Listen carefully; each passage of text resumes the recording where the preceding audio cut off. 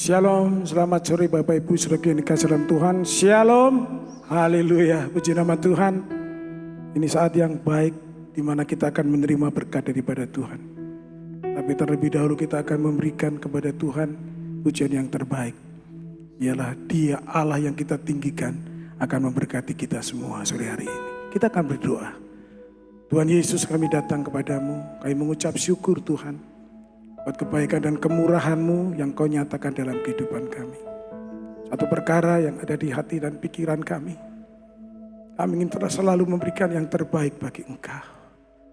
Dan biarlah kemurnian dari setiap hati kami Kau pandang benar di mata Tuhan. Inilah pujian kami, inilah sembah kami. Dan kami percaya Tuhan, berkat-Mu Kau sediakan bagi kami sore hari ini. Kami mulai ibadah sore dalam nama Tuhan Yesus Kristus. Haleluya. Amin. Engkau adalah terang bagi orang-orang yang percaya kepada Tuhan. Haleluya. Tuhan adalah terangku. Haleluya.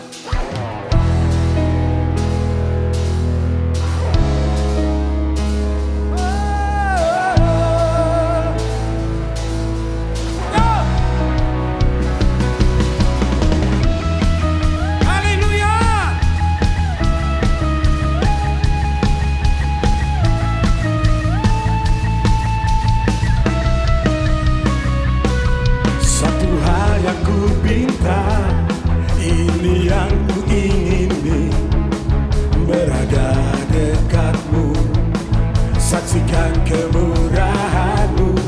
Satu hal yang ku ini yang ku ingini, menikmati kasih Di dalam anugerah-Mu Tuhan adalah terangku. Tuhan adalah terangku, menuntun hidupku. Kau buatku hidup di dalam rencana-Mu. Tiada ku tahu, Tiada ku gentar. Bersama siapa? yang aku percaya. Haleluya.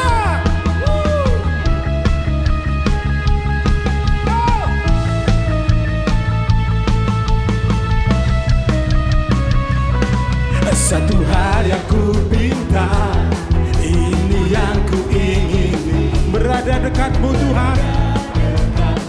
Sungguh kami menyaksikan kemurahan-Mu.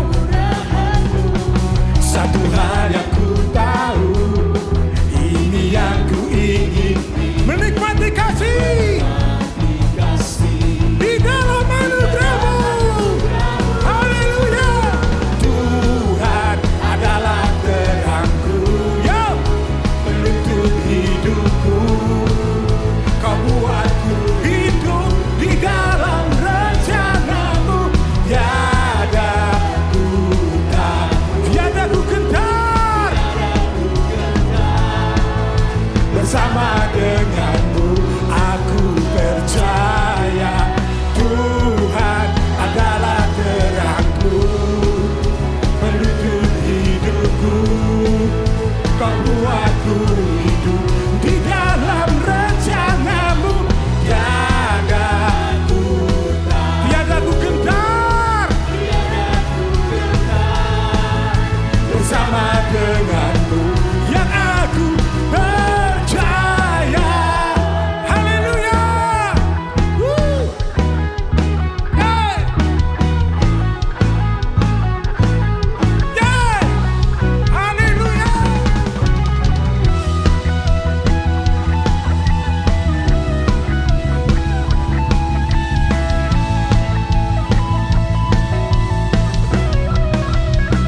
Katakan, Tuhan adalah terangku, menuntun hidupku.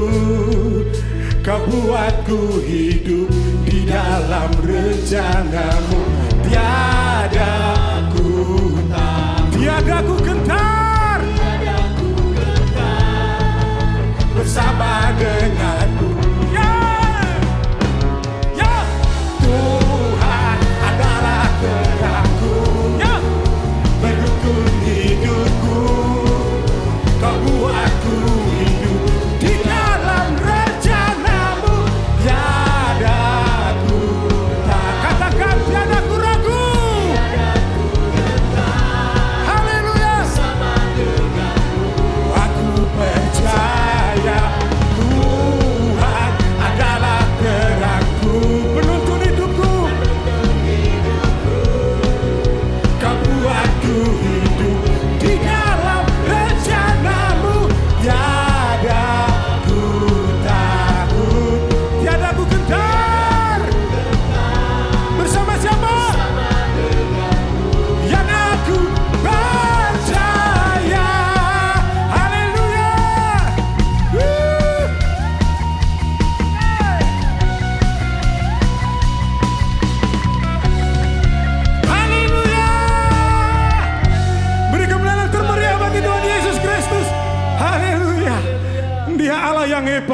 Dia Allah yang penuh kuasa.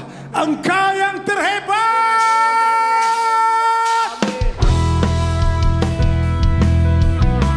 Haleluya.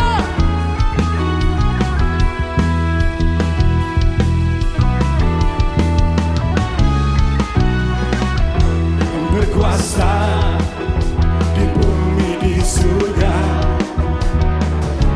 bertahta dalam kemuliaan. Dialah Tuhan kita. Tuhan Allah kita, namanya berkuasa. Ya, katakan. Betapa hebat, betapa dahsyatnya Allah kita. Dia percaya atas semua perbuatannya. Betapa hebatnya Allah kita. Betapa hebat, betapa kuat dahsyatnya Allah kita. Namanya siapa? Yesus Raja segala raja. Katakan. Ya, haleluya.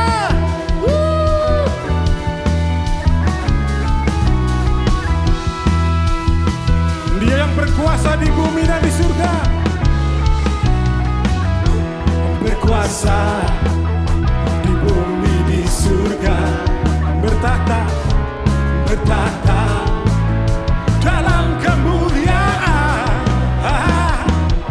Dialah Tuhan Allah kita, Namanya berkuasa. Betapa hebat. betapa kuat dahsyatnya Allah kita. Dia percaya.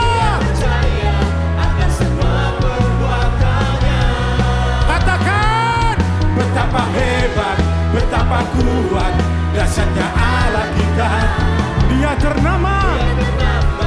Yesus Raja segala raja.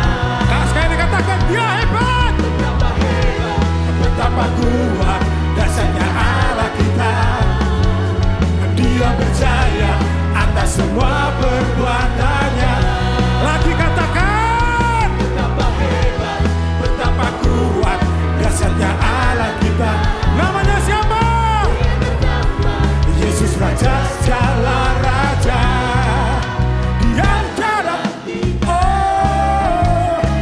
Haleluya.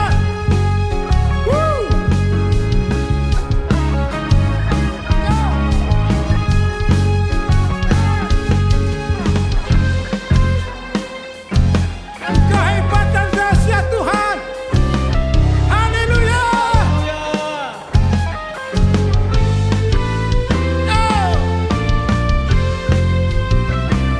Semua serukan dengan percaya. Katakan. betapa hebat, betapa kuat dahsyatnya Allah kita. Dia percaya atas semua perbuatannya. Ya.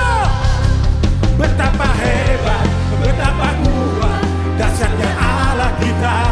Dia ternama. Yesus Raja segala raja.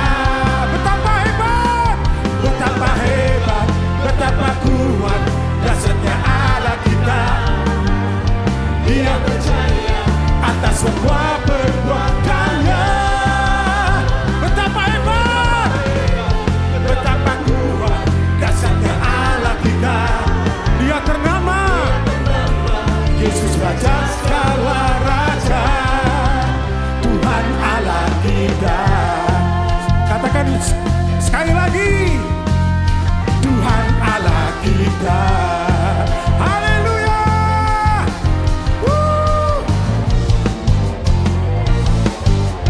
Haleluya. Oh, dia dahsyat. Nama Yesus Kristus, nama yang penuh kuasa. Dia sanggup melakukan segala perkara apapun.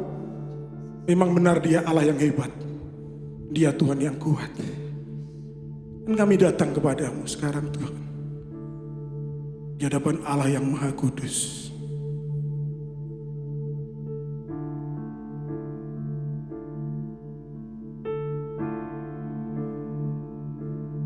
Ku datang Tuhan dalam hadirat-Mu, hadirat-Mu berhiaskan kekudusan.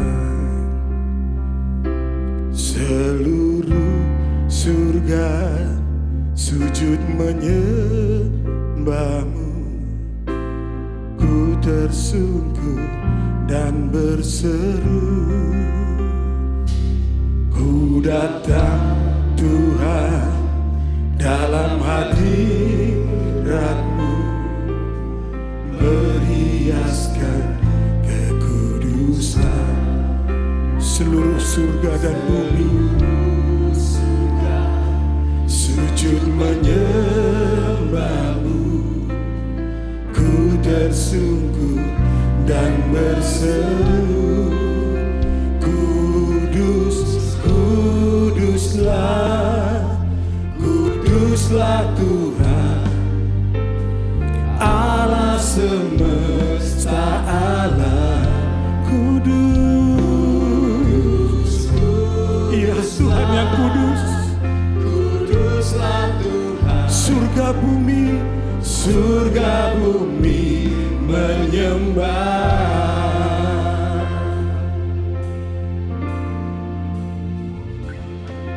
Datang Tuhan dalam hadirat-Mu, berhiaskan kekudusan. Seluruh surga sujud menyembah-Mu. Ku tersungkur dan berseru, katakan kudus, kuduslah ya Tuhan, kuduslah Tuhan Allah semesta alam. Kudus, kuduslah, kuduslah Tuhan. Surga bumi menyembah. Kuduslah, kudus, kudus, kuduslah, kuduslah Tuhan. Ya Engkau Allah semesta alam, yang patut dipuji dan disembah. Kudus, kudus, kuduslah, kuduslah Tuhan. Surga bumi menyembah. Semua mengangkat tangan di hadapan Tuhan.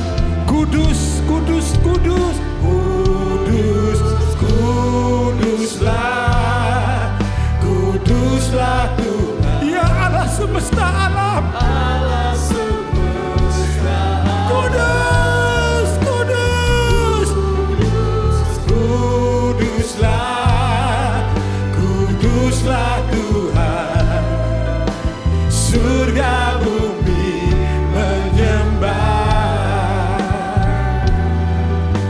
Surga bumi menyembah.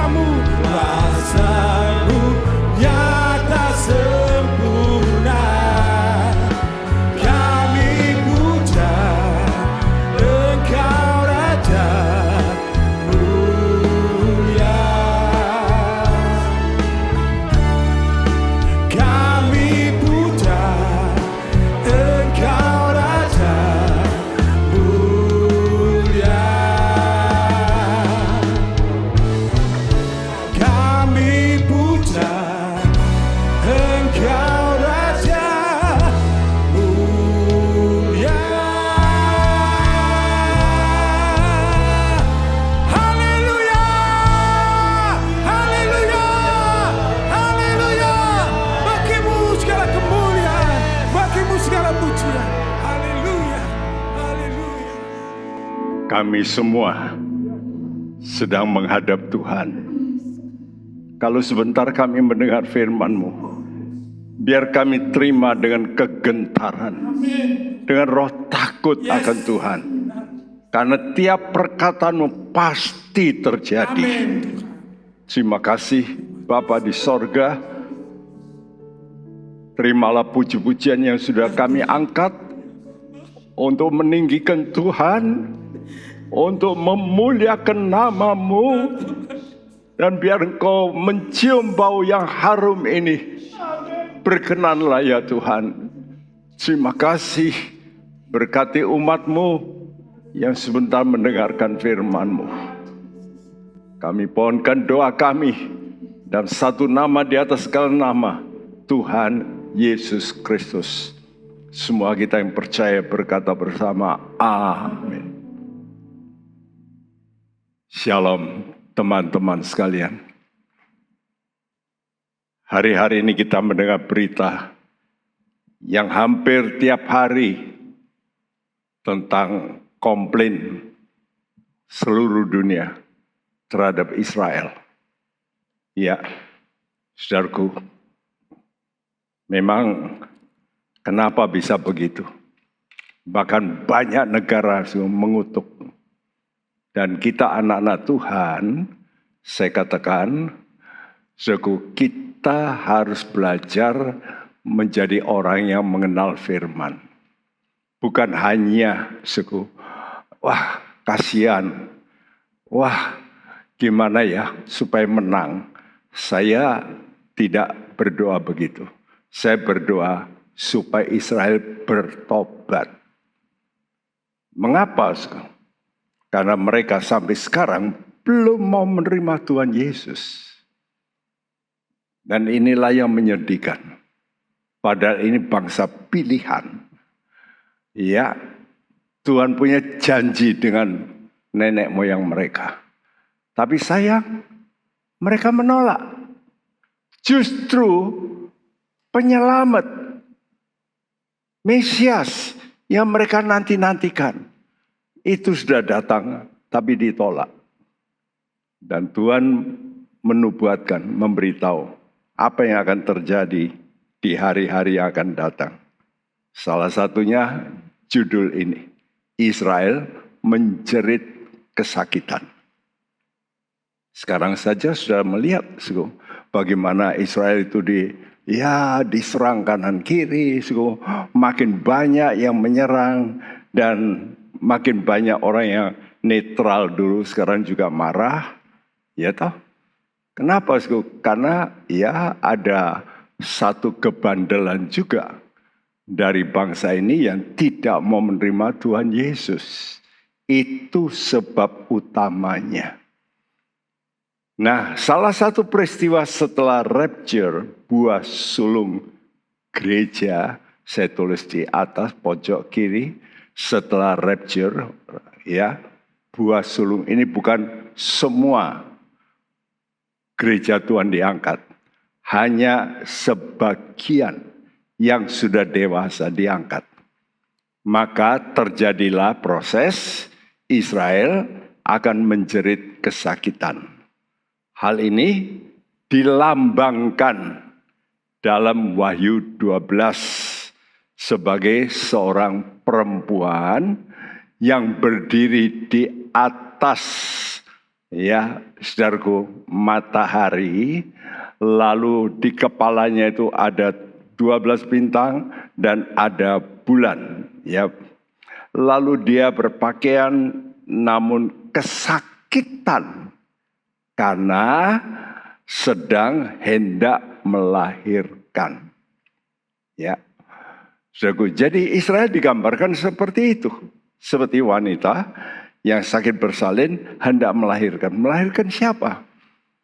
Ya, beberapa minggu lalu saya sudah katakan 144.000 orang Israel itu adalah anak yang akan keluar dari wanita ini.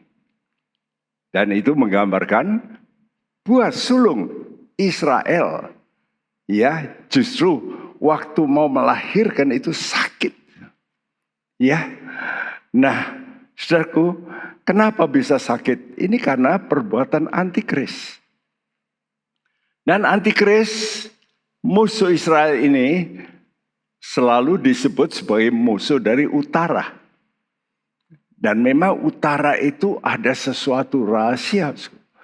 Karena si iblis, kalau kita baca dalam Yesaya 14, si iblis itu, Lucifer, ingin menduduki tempat di utara. Dan kalau sudah lihat, semua bumi kita, planet-planet itu tergantung pada sesuatu. Ya, dan umumnya itu, yaitu di sebelah utara. Aneh ini, saudara. Ya. Jadi kita melihat di sini, ada satu peristiwa yang dilambangkan ya dalam Wahyu 12 ayat 1 dan 2 yang berbunyi seperti ini. Maka tampaklah suatu tanda besar di langit. Seorang perempuan berselubungkan matahari dengan bulan di bawah kakinya dan sebuah mahkota dari 12 bintang di atas kepalanya. Ia sedang mengandung dan dalam keluhan dan penderitaannya hendak melahirkan, ia berteriak kesakitan. Ya, maafkan saya tadi agak terbalik ya. Perempuan ini berselubungkan matahari lalu bulan di bawah kakinya. Ya, lalu mahkotanya itu 12 bintang dan itu menggambarkan 12 suku Israel. Ya, saudaraku, dikatakan ia sedang mengandung dan dalam keluhan.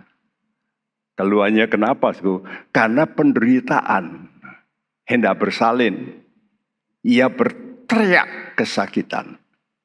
Saudaraku.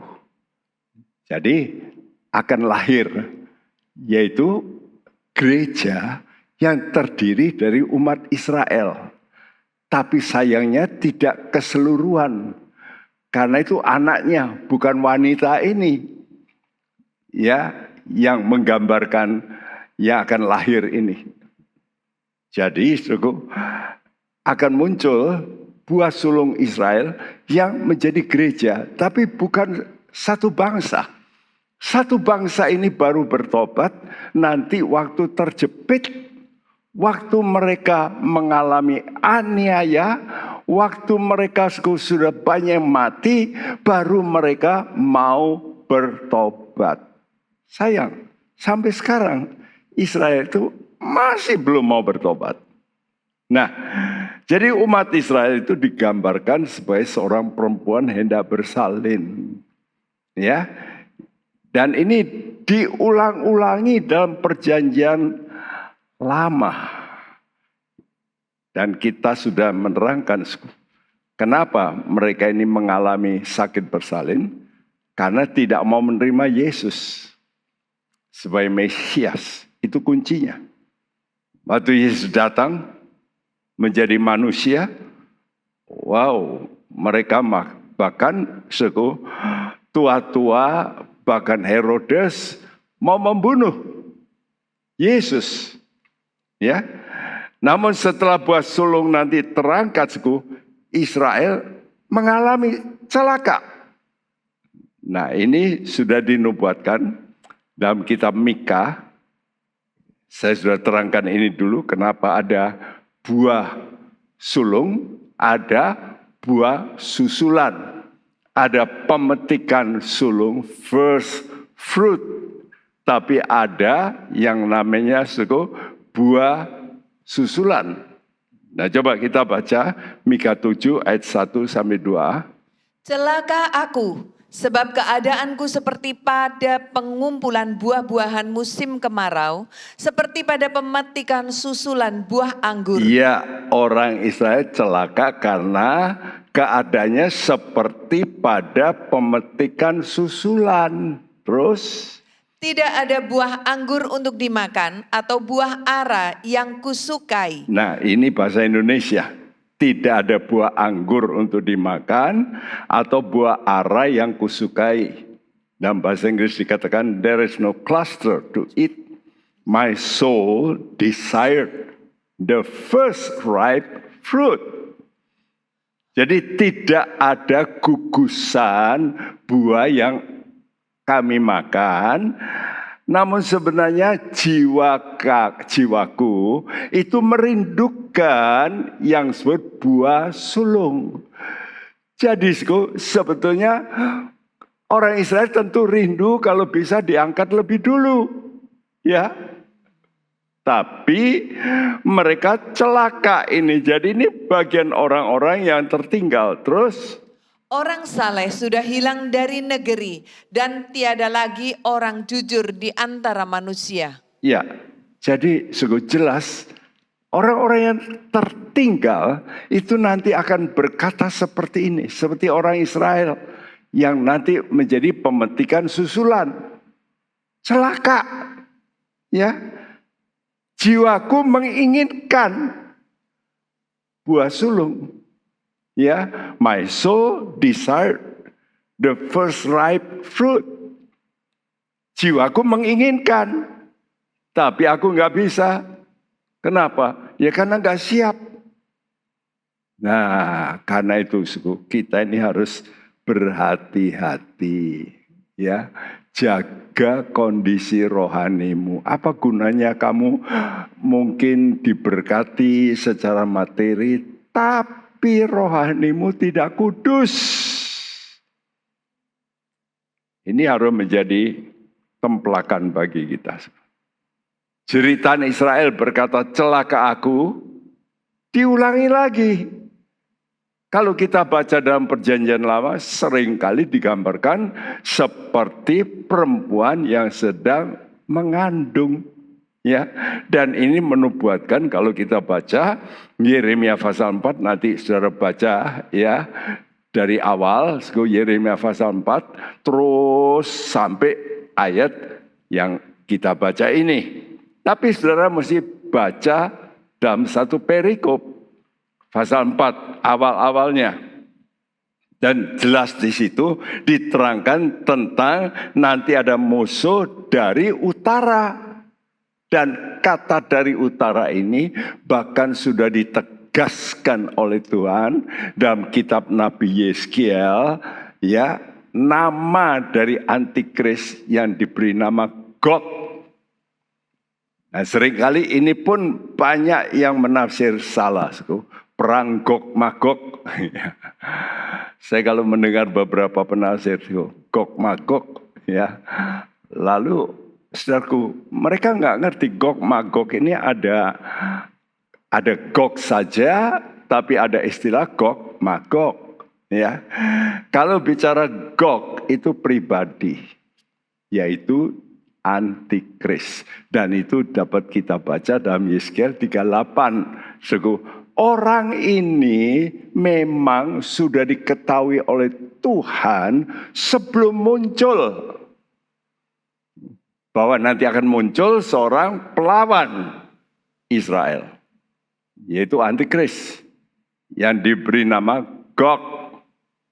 Dan Gog ini pribadi jelas. Kalau kita baca Yeskiel 38. Dia punya niat, dia punya kemauan. Dan dia mau menyerang, itu jelas pribadi. Ya, dan coba kita baca dalam Yeremia 4 ini, lalu ditutup dengan ayat 31. Yeremia 4 ayat 31. Sebab aku mendengar suara seperti suara perempuan bersalin. Suara orang kesesakan seperti suara ibu yang melahirkan anak pertama. Suara putri Sion yang mengap-mengap, yang merentang-rentangkan tangannya. Celakalah aku, sebab aku binasa di depan para pembunuh. Ya, sudah pernah melihat wanita yang bersalin? Kalau bersalin apa bisa ketawa? Oh, ya ada yang enak, ya artinya tidak terlalu sakit, tapi ada yang aduh. Ya, waktu saya doa pagi, ya saudaraku, ada telepon dari Pak Edi waktu itu, Pak Bekti, tolong istri saya lagi di Panti Wilasa, ya, di ruang VK, dia kehabisan air tuban. Tapi bayinya belum keluar. Bayangin, kalau biasanya keluar itu bersama air supaya enak gitu. Tapi airnya habis. Waduh, ya, saya dan ibu diizinkan masuk. Baru kali itu saya masuk ruang VK dan sedang melihat orang bagaimana melahirkan persis seperti ini. Ya, dikatakan suara Putri Sion yang menggap-megap.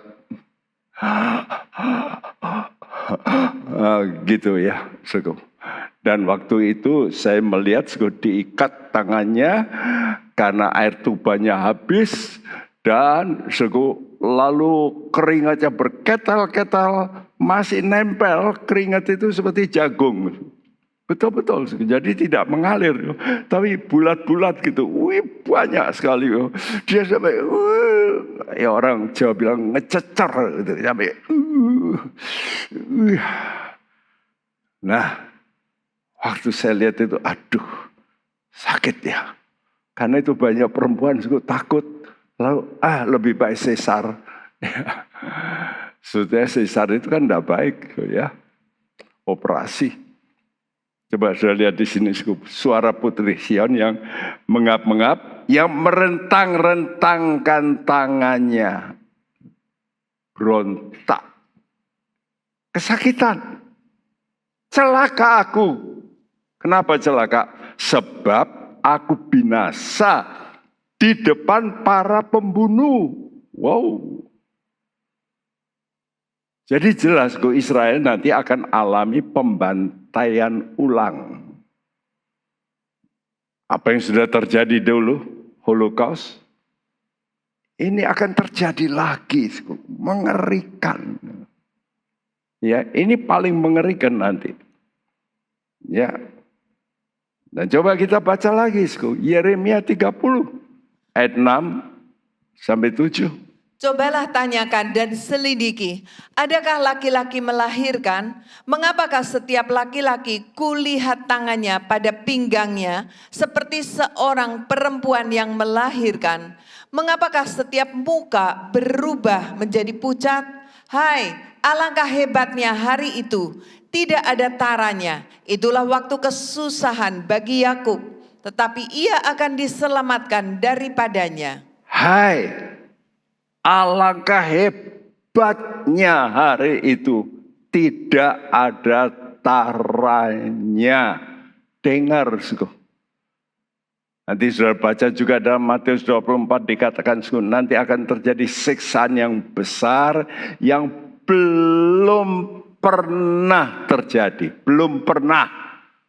Jadi apa itu caranya? Enggak ngerti, tapi wah, luar biasa. Ya. Saudaraku, itulah waktu kesusahan bagi Yakub. Jadi kalau ini peringatan untuk Israel, sebenarnya kita sebagai gereja, kita itu diberi namanya anugerah. Anugerah untuk percaya cepat pada Yesus. Sayangnya, kita ini juga seperti Israel, percaya, tapi tidak melakukan. Nanti dulu saya nggak bisa nuruti Tuhan sepenuh. Ya bisalah sebagian. Nah kalau itu aku masih belum bisa. Nanti dulu.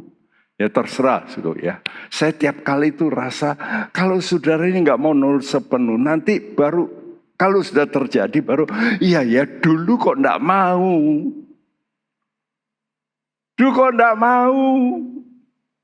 Jangan menyesal kemudian, ya. Ini satu kepastian, itulah waktu kesusahan bagi Yakub. Jelas ini Israel. Ya. Nah, ini kitab Nabi Yeremia. Ya, sudah memberitahu. Ini Yeremia ini kalau sudah baca panjang, ya. Karena itu disebut nabi besar. Nah, ada lagi nabi yang juga besar. Yaitu Nabi Yesaya. Dan Nabi Yesaya menulis juga tentang antikris, tentang apa yang akan datang, tentang siksaan yang 2 minggu lalu atau 4 minggu lalu saya sudah juga terangkan.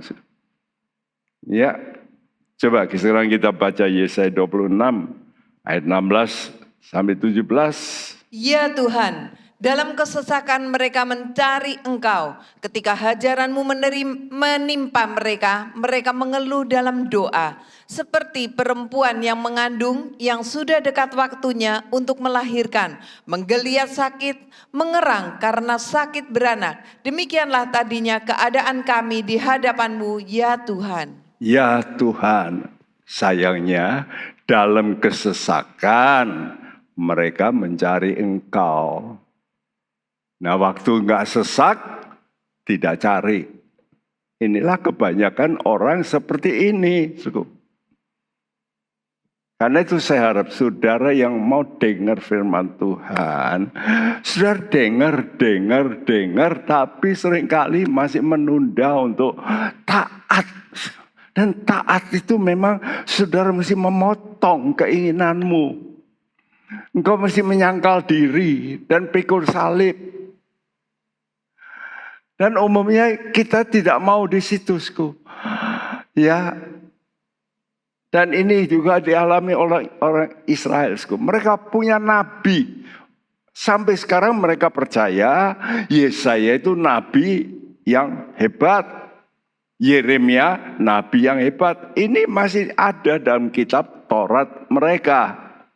Tapi sayang, walaupun sudah ditulis peristiwa yang akan datang ini, mereka masih tidak mau melakukan apa yang diperintahkan Tuhan.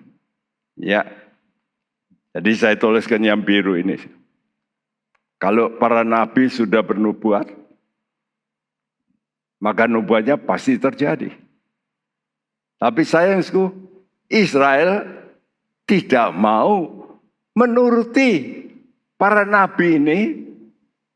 Bahkan mereka mau ngotot tetap memakai hukum Taurat sebagai pedoman hidup. Jadi mereka, padahal sudah ditulis dalam kitab Nabi Yeremia juga, bahwa nanti aku akan mengganti hukum Taurat itu dengan hukum yang baru dalam hati. Ya, itu sudah ada juga.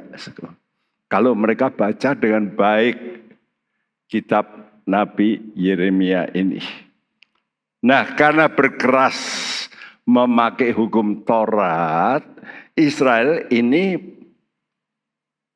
ingin membangun bait Allah.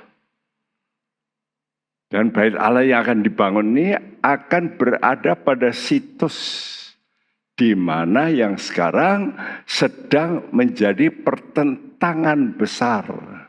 Karena di situ ada Masjid Al-Aqsa, ada Dome of the Rock di situ, dan Bait Allah pasti juga lokasinya di tempat itu. Bayangkan, dan itulah sebabnya Yerusalem inilah yang menjadi problem.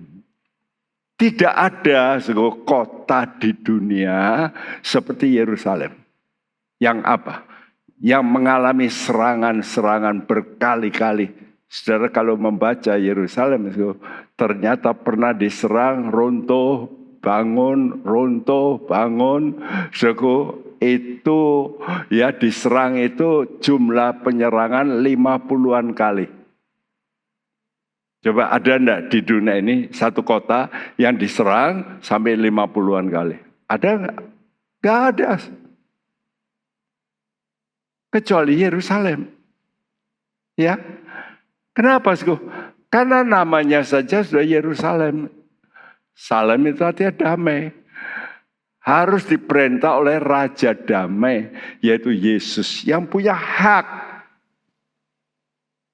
Jadi kalau sekarang ini rebutan tempat ini, ya toh, ini dari dulu, dari perjanjian-perjanjian yang seringkali ya setengah-setengah, nggak bisa pimpinan negara sudah berusaha, tapi nggak pernah selesai.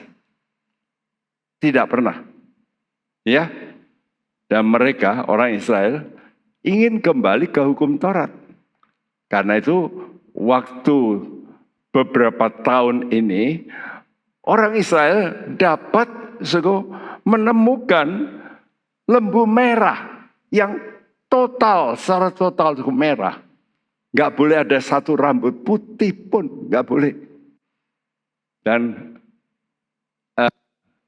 sapi ini, lembu ini, tidak boleh bulunya itu sudah tidur, artinya sudah kena kuk. Nggak boleh, mesti tidak pernah kena kuk.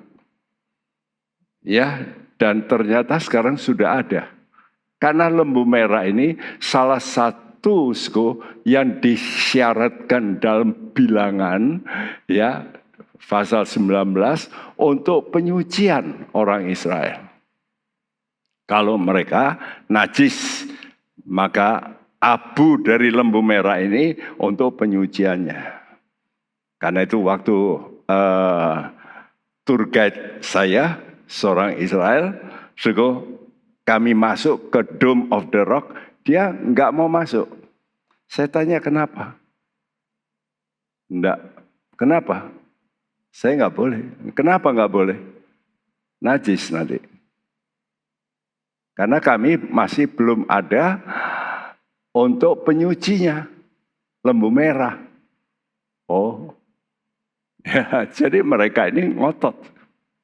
Ya, walaupun waktu kami diajak ke tempat, katanya tempat di mana Yesus naik ke sorga, atau bukan, Tuhan Yesus berubah rupa, ya, di gunung transfigurasi.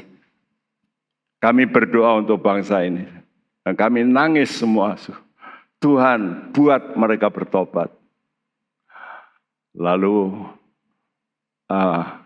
tour guide kami ini, Mose, dia berkata, Pak Pendeta, saya belum pernah membawa rombongan yang nangis ya seperti kalian ini, menangisi kami.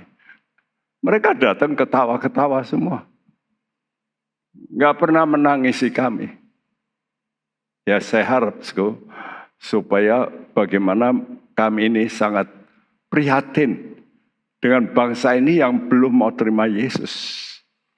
Ya, dan coba keinginan ini Tuhan sudah tahu, diutarakan di dalam Nabi Yesaya. Kenapa toh kamu ini masih mau bangun bait Allah? Ini satu teguran. Yesaya 66 ayat 1. Beginilah firman Tuhan, langit adalah tahtaku dan bumi adalah tumpuan kakiku. Rumah apakah yang akan kamu dirikan bagiku dan tempat apakah yang akan menjadi perhentianku? Ya, kamu ini masih kepingin bangun bait Allah itu untuk apa? Ya, kan Yesus itu sebagai jawaban. Yesus itu menggenapkan hukum Taurat. Kenapa kamu masih mau bangun? Nah, ini teguran nih. Sebetulnya ini mereka baca ini. Tapi kok ya mereka masih tidak mau mengerti.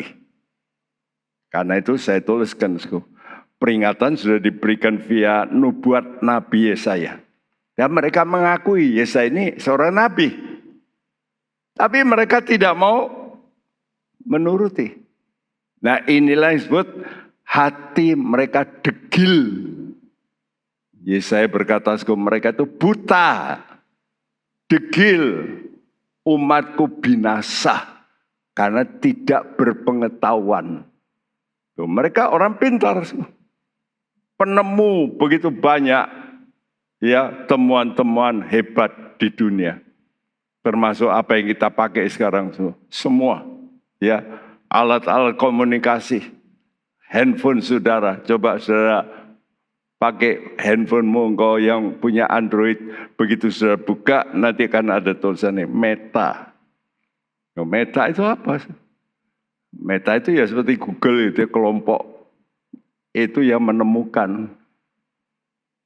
Ya, saudaraku. Jadi orang Israel memang degil hatinya. Tidak bisa mencerna akan perkataan nubuat. Bahkan waktu Yesus datang sedang diadili, mereka teriak-teriak. Ini gambar ini. Ya, dipimpin oleh imam-imam kepala, orang-orang Farisi. Mereka teriak-teriak, salibkan, salibkan. Pilatus berkata, aku enggak nemukan kesalahan.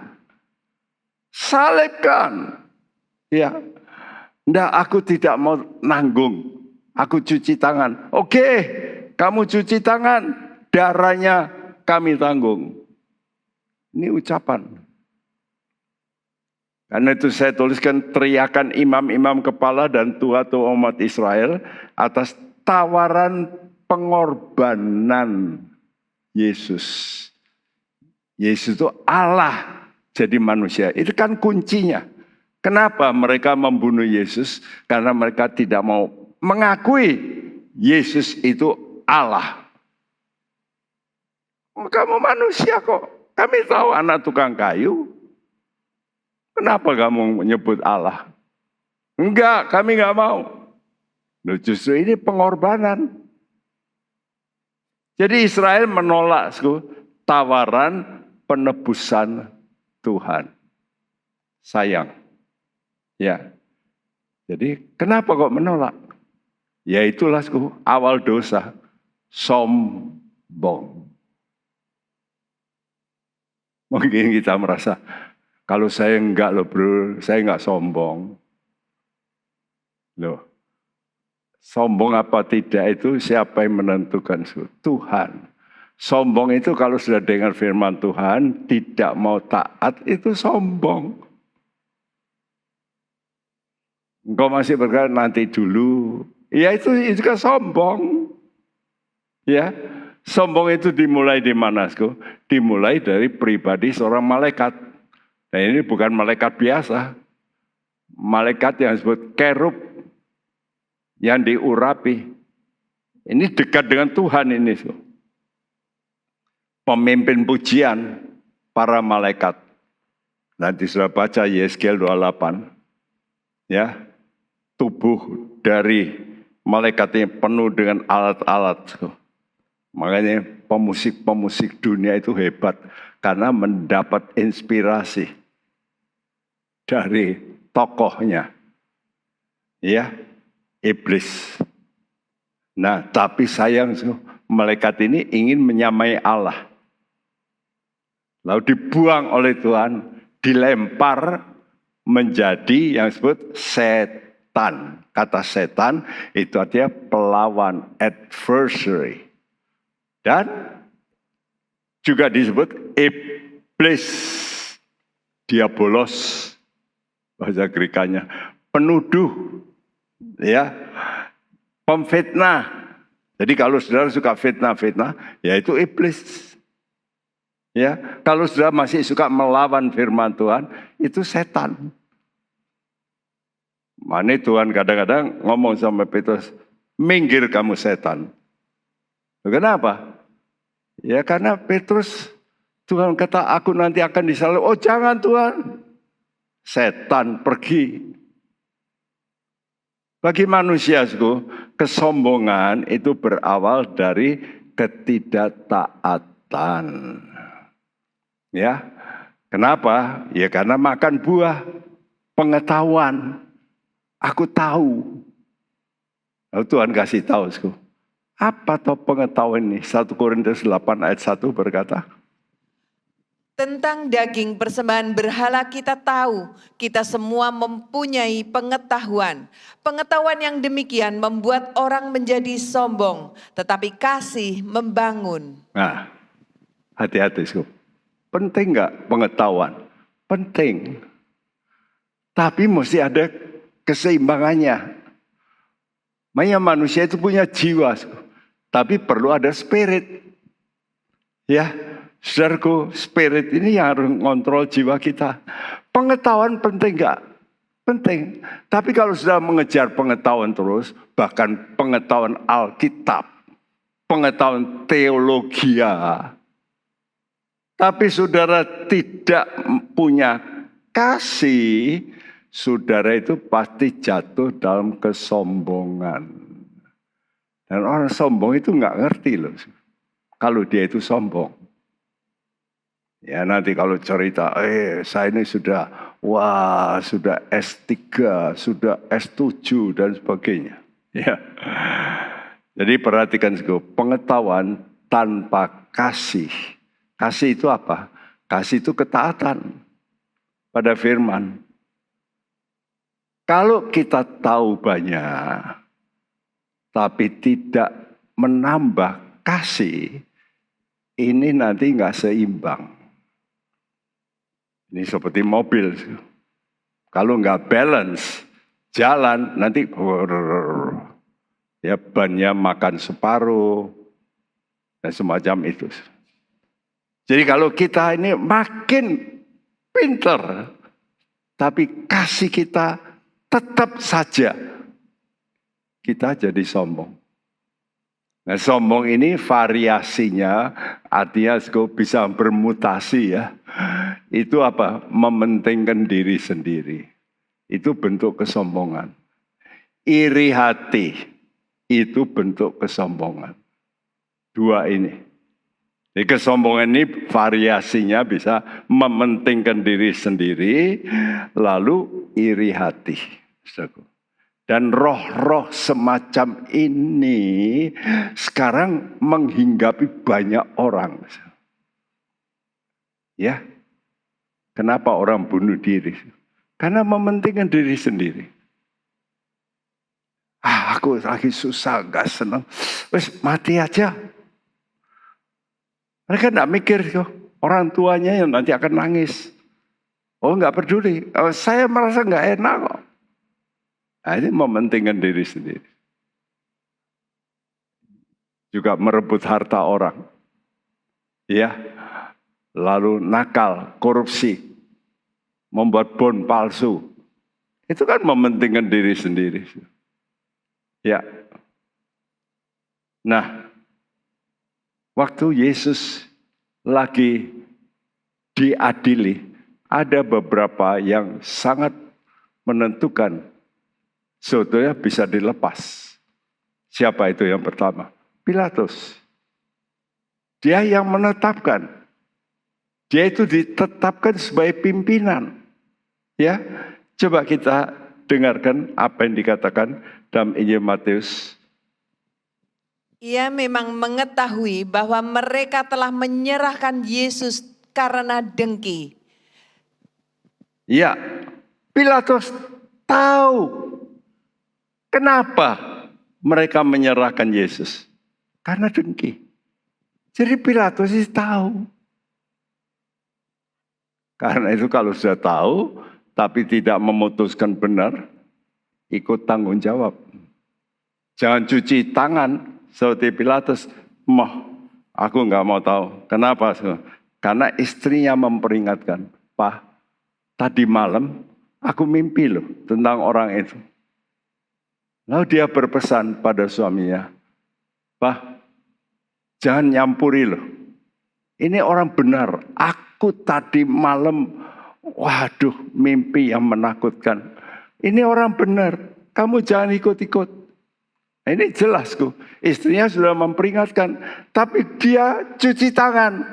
Mestinya dia kata, tidak, orang ini saya lepaskan. Mestinya begitu. Malah kok ditawari, kamu mau pilih mana? Yang akan disalibkan. Penjahat yang di dalam memang dipilihkan oleh Pilatus supaya mereka menolak, yaitu Barabas itu. Atau Yesus yang aku lepaskan. Apa pilihan mereka? Lepaskan Barabas. Lalu Yesusnya gimana? Salib. Salibkan. Wow. Pilatus akhirnya nurut. Karena suara orang banyak, inilah demokrasi. Dan dalam cerita, baik yang ditulis oleh Yosefus, ahli sejarah, akhirnya Pilatus bunuh diri. Ya, ada beberapa penafsiran. Oleh karena kaisar memanggil, kaisarnya juga merasa ada sesuatu peristiwa yang harus dipertanggungjawabkan. Pilatus dipanggil, lalu ya saya bunuh, saya izinkan dibunuh. Wah, marah kaisarnya. Karena itu dia akhirnya bunuh diri di telaga yang disebut Luserna. Ini cerita ya, tidak ada di Alkitab. Tapi bagaimana dengan tua-tua, orang-orang ya ahli-ahli Alkitab itu? Ini kata Tuhan dalam Matius 27 ayat 24 sampai 25. Ketika Pilatus melihat bahwa segala usaha akan sia-sia, malah sudah mulai timbul kekacauan, ia mengambil air dan membasuh tangannya di hadapan orang banyak dan berkata, "Aku tidak bersalah terhadap darah orang ini, itu urusan kamu sendiri." Dan seluruh rakyat itu menjawab, "Biarlah darahnya ditanggungkan atas kami dan atas anak-anak kami." Wah, berani banget. Ya, kepala-kepala imam, orang-orang Farisi, rakyat yang sudah dipengaruhi, karena mereka berkata, kok ngaku-ngaku sebagai Allah. Mereka nggak bisa terima. Ya, kalau begitu, lalu seruan dari para imam ini berkata, tua-tua, biarlah darahnya ditanggung atas kami dan atas anak-anak kami, generasi. Kena hukuman generasi. Dan sudah lihat, kalau sudah baca cerita orang Israel, ngeri. Berkali-kali orang Israel ini mengalami pengusiran. Ya, nanti sudah bacalah di Google bisa. Nanti sudah bisa klik ya, cerita-cerita dia mengalami banyak sekali. Salah satu yang besar waktu dulu ada di Spanyol. Ya, itu orang-orang dibunuh, orang Israel cukup banyak, puluhan ribu mati, diusir. Saya membaca cerita waktu mereka ada di Soviet. Mereka kalau mau keluar dari Soviet, waktu Nikita Khrushchev sebagai pimpinan, satu kepala mau keluar harus bayar $25.000 fiskalnya untuk mendapat visa. Fiskalnya $25.000. Itu wah, sudah 50 tahun lalu, 25.000. Ya. Sudah lihat waktu pembunuhan di Prancis, orang-orang Yahudi ditembaki, ya. Dan yang paling berat tentu waktu Hitler, ya, Holocaust. Jadi ucapan kesombongan ini betul-betul dituai. Karena mereka berkata, biarlah darahnya ditanggungkan atas kami. Tuhan berkata apa? Hidup dan mati dalam kuasa lidah. Siapa suka menggemakannya, dia akan makan buahnya. Dan orang Israel mengalami pengusiran, pembunuhan. Ya, kenapa sekarang terjadi? Apa yang dialami oleh Hamas kepada orang Israel? Ya, Hezbollah. Kenapa kok bisa begitu? Ya karena ini, ucapan mereka ini loh. Darah Yesus itu kami tanggung. Kami nggak mau terima. Mereka ngalami. Ya, ini masih belum seberapa. Ya, bahkan sudah dinubuatkan, ya, beberapa bagian orang Israel nanti mati. Ya, dari seluruh orang Israel. Coba kita baca dalam Sakaria 13 ayat 8. Maka di seluruh negeri demikianlah firman Tuhan. 2/3 daripadanya akan dilenyapkan, mati binasa. Tetapi 1/3 daripadanya akan tinggal hidup. 2/3 Israel nanti di dunia ini akan mati. Bayangin suku. Saya nggak tahu jumlahnya total berapa, tapi kalau sudah di Israel itu sudah cukup banyak sekarang.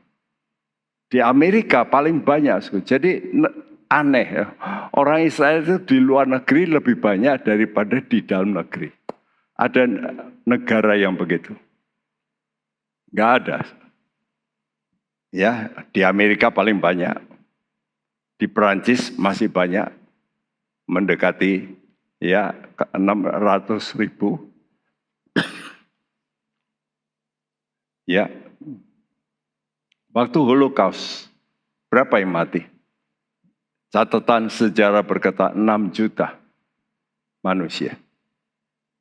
Orang Israel mati.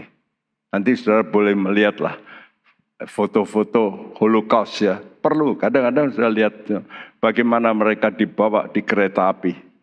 Seperti babi disusun, di stek, pakai kayu-kayu, mereka ditumpuk. Habis orang, kayu lagi, orang lagi, kayu lagi, dibawa kemana?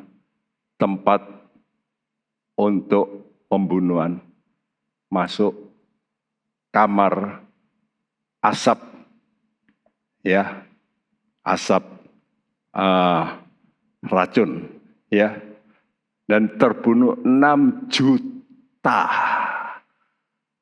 Selama perang, nggak ada perang sampai 6 juta. Coba saya dengarkan, perang Hamas, perang ini berapa? Nggak ada.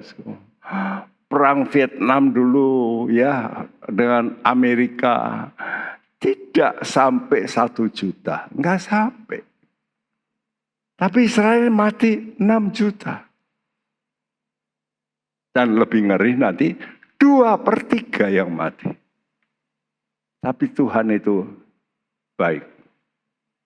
Tuhan kalau janji pada Abraham, dia akan jaga, reserve. Makanya dalam Alkitab ada kata-kata the remnant, sisa Israel. Selalu kalau sudah baca, sisanya, sisa.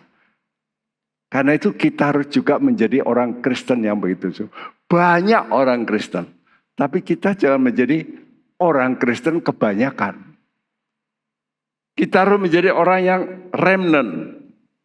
Kelompok yang tetap pegang firman Tuhan. Kalau tadi yang dibunuh 2/3, sisanya berapa? 1/3. Ya dibacakan, Sakaria 13 ayat 9. Aku akan menaruh yang 1/3 itu dalam api dan akan memurnikan mereka seperti orang memurnikan perak. Aku akan menguji mereka seperti orang menguji emas. Mereka akan memanggil namaku dan aku akan menjawab mereka. Aku akan berkata, mereka adalah umatku, dan mereka akan menjawab, Tuhan adalah Allahku. Iya, Tuhan melihatku. Dia kalau melihat umatnya tertindas, mulai berbelas kasihan. Dan Tuhan membiarkan 1/3 ini lewat api untuk dimurnikan. Nanti keluar Israel yang betul-betul murni. Ya, jadi peristiwa ini terjadi tatkala antikris nanti maju meluruk, 2/3 sudah mati, tapi lalu antikrisnya meluruk kemana? Ke Yerusalem untuk merebut kota ini. Memang kota ini menjadi kota rebutan. Dan apa yang terjadi waktu antikris ini menuju Yerusalem? Ini yang terjadi. Sakaria 14 ayat 1 dan 2. Sesungguhnya akan datang hari yang ditetapkan Tuhan, maka jarahan yang dirampas daripadamu akan dibagi-bagi di tengah-tengahmu. Aku akan mengumpulkan segala bangsa untuk memerangi Yerusalem. Aku akan mengumpulkan segala bangsa.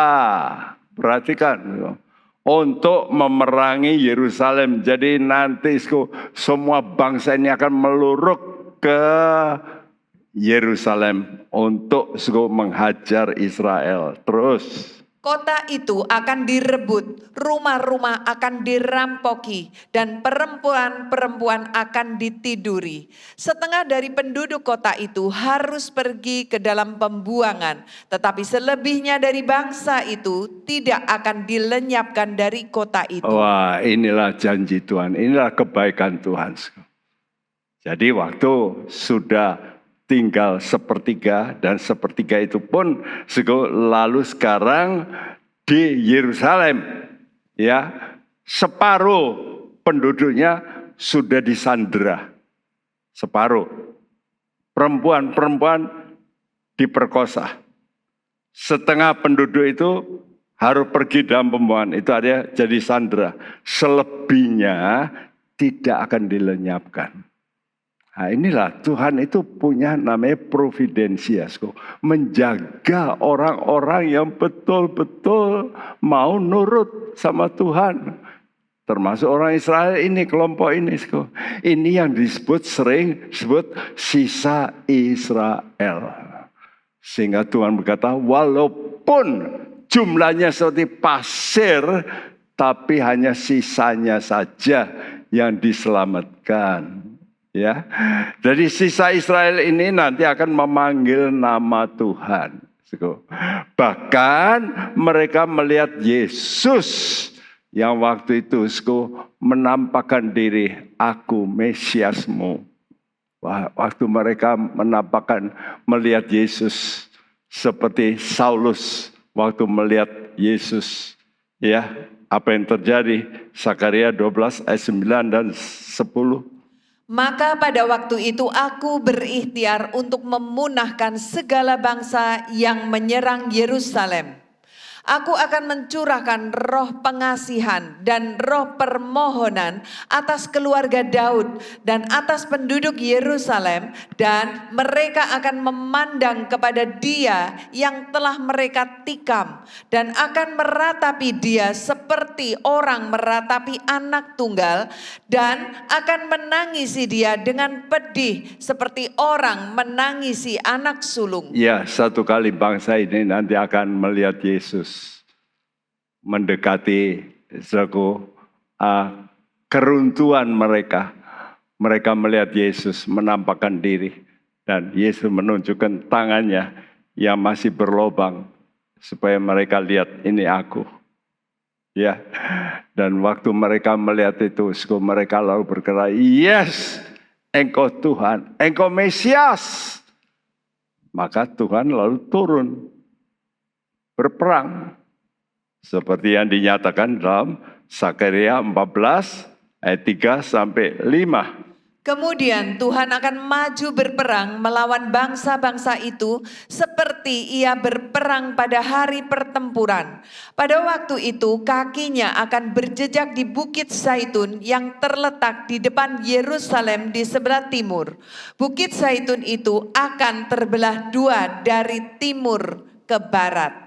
Lalu Tuhan Allahku akan datang dan semua orang kudus bersama-sama Dia. Oh, perhatikan, Tuhan datang bersama semua orang kudus. Berarti orang kudusnya mesti naik dulu. Betul nggak? Ini banyak orang berpikir Tuhan datang itu orang kudus masih di bawah. No. Mana terjadi rapture dulu. Tapi ada pendeta berkata, saya nggak percaya ada rapture. Ya udah, enggak apa-apa. Enggak percaya, enggak masalah. Percaya atau tidak percaya itu kan hak Anda. Bukan hak dari tiap orang. Ya tergantung. Ya. Jadi ada orang-orang yang ngalamin raja, nanti Tuhan datang itu bersama orang kudus. Untuk apa? Untuk memerangi antikris. Dan itulah yang disebut perang Harmagedon.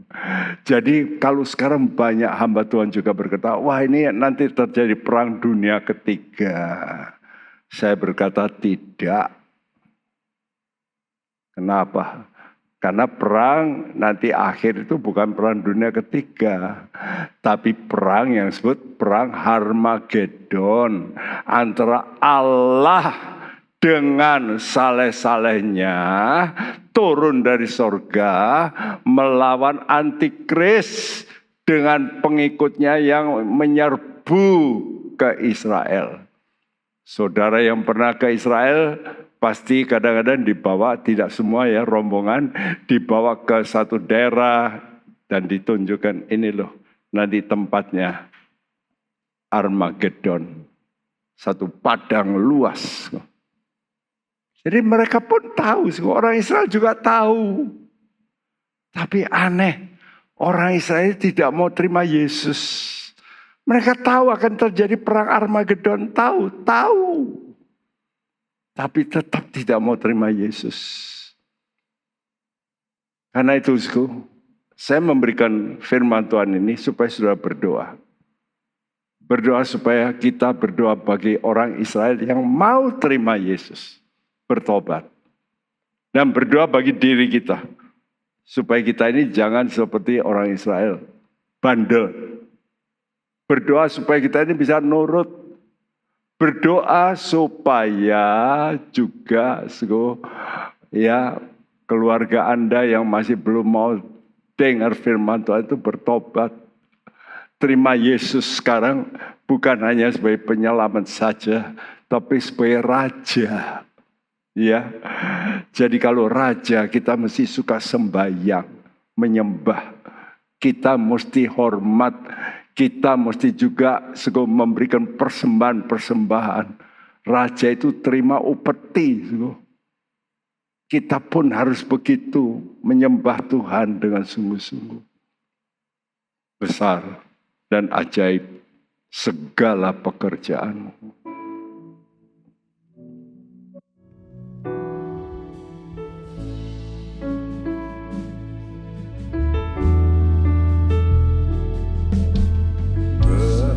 Besar dan ajaib segala pekerjaanmu. Kau Tuhan Allah Maha Kuasa.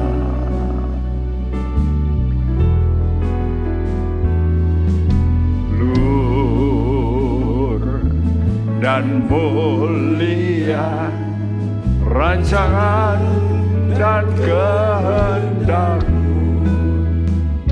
Kau Raja segala raja, bagi raja yang duduk di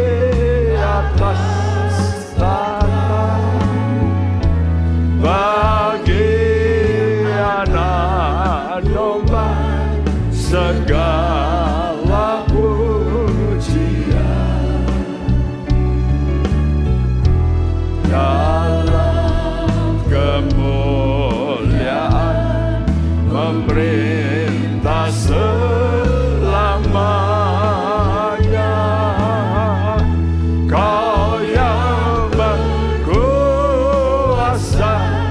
Raja segala. Mari kita mau berdiri. Besar, besar dan ajaib segala pekerjaan-Mu. Kau Tuhan Allah Maha Kuasa.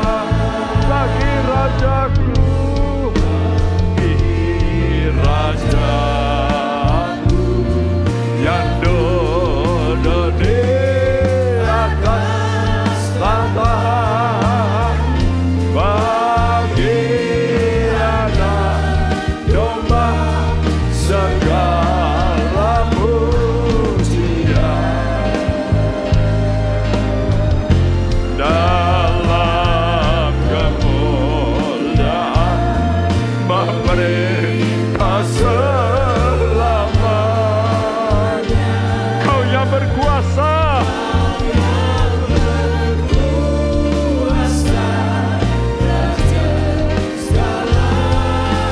Sekali lagi, naikkan suaramu.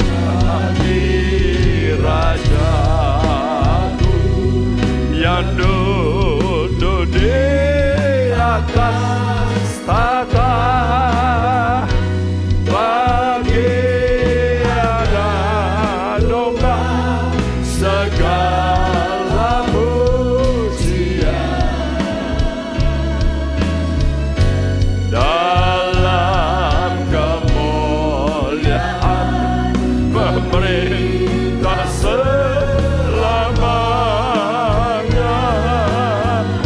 Kau yang berkuasa, Raja segala raja. Dalam kemuliaan, dalam kemuliaan pemerintah selamanya. Kau yang berkuasa, Raja segala raja. Kau yang berkuasa, kau yang berkuasa, kau yang berkuasa.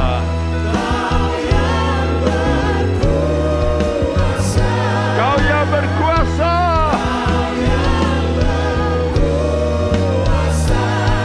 Raja segala raja.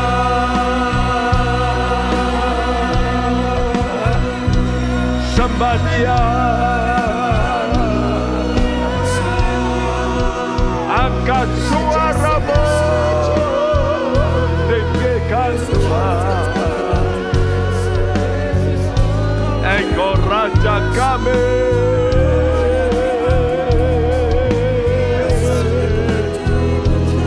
Engkau besar Tuhan.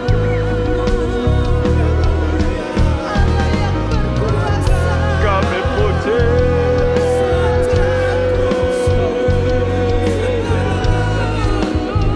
Kuria sedikit haramaku. Engkau perkasa ya Tuhan.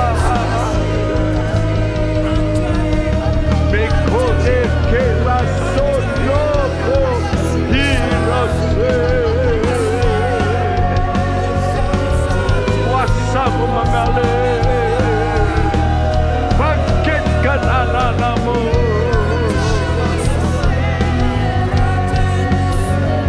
Terima kasih, terima kasih.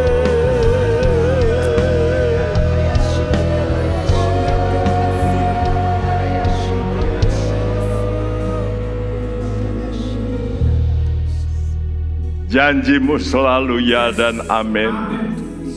Satu kali kami akan memandang muka-Mu ya Tuhan Yesus, Juru Selamat kami, yang mengasihi kami, yang sudah menyerahkan nyawa-Mu untuk kami. Biar kami selalu mengenang salib-Mu, dan supaya kami mau mematikan keinginan kami yang salah. Kami mau mengikut Engkau ya Yesus dengan setia sampai akhir. Biar ini menjadi komitmen kami, supaya kami tidak menjadi bebal seperti Tuhan, umat pilihan-Mu. Namun Engkau begitu berbelas kasihan, Engkau tetap ingin menyelamatkan mereka. Dan kami doakan supaya mereka Tuhan terbuka waktu membaca Alkitab. Celikan mata rohani mereka untuk lebih banyak menerima Engkau sebagai Juru Selamat. Terima kasih. Saat-saat ini kami berdoa bagi mereka yang berada dalam peperangan, supaya kedua pihak Tuhan mencari solusi damai. Mereka mau Tuhan berkata ada satu yang akan memerintah, yaitu Engkau Yesus. Biar Engkau Tuhan nyatakan dirimu kepada dua pihak, supaya mereka bisa Tuhan mengambil jalan yang terbaik. Terima kasih Tuhan, terima kasih untuk bangsa dan negara kami yang sebentar akan transisi pemerintahan. Engkau pakai Tuhan presiden kami yang baru, wakil presiden, para menteri yang ditunjuk, supaya semuanya diberkati oleh Tuhan. Terima kasih Tuhan. Terima kasih, berkati kami sekalian yang sudah mendengarkan firman-Mu, dan Kau akan lindungi kami dari semua yang tidak benar. Berikan kami kemerdekaan. Dan sekarang aku tadakan tangan-Mu, terimalah berkat daripada Allah Bapa kita, kasih sayang daripada Putra Tuhan Yesus, dan persekutuan Roh Kudus mulai hari ini sampai Maranatha Dia datang kembali. Dan siap kita yang percaya dan mengasihi Tuhan berkata bersama, amin. Tuhan memberkati. Amin. Isilah hidup kita dengan menyenangkan hati Tuhan. Sungguh anugerah Tuhan kalau kita masih boleh hidup. Menjadi bijaksana adalah awal dari takut akan Tuhan. Gunakan waktu. Mari kita takut akan Tuhan. Bergabunglah dengan Pendeta Timotius Subekti dalam program Suara Alfa Omega. Hanya di Live Channel. Penyaluran kolekte maupun persembahan lainnya dapat dilakukan melalui transfer ke nomor rekening gereja dengan nomor 009 707 2071 atas nama Megawati dan Lee Irwande, atau dengan scan QR Code berikut ini. Bagi jemaat Tuhan yang rindu mendapatkan informasi seputar kegiatan gereja, renungan harian, dan lain-lain melalui WhatsApp gereja, Anda dapat mendaftar dengan cara ketik BC spasi on dan mengirimkan ke WA gereja dengan nomor 0815 7802 2000.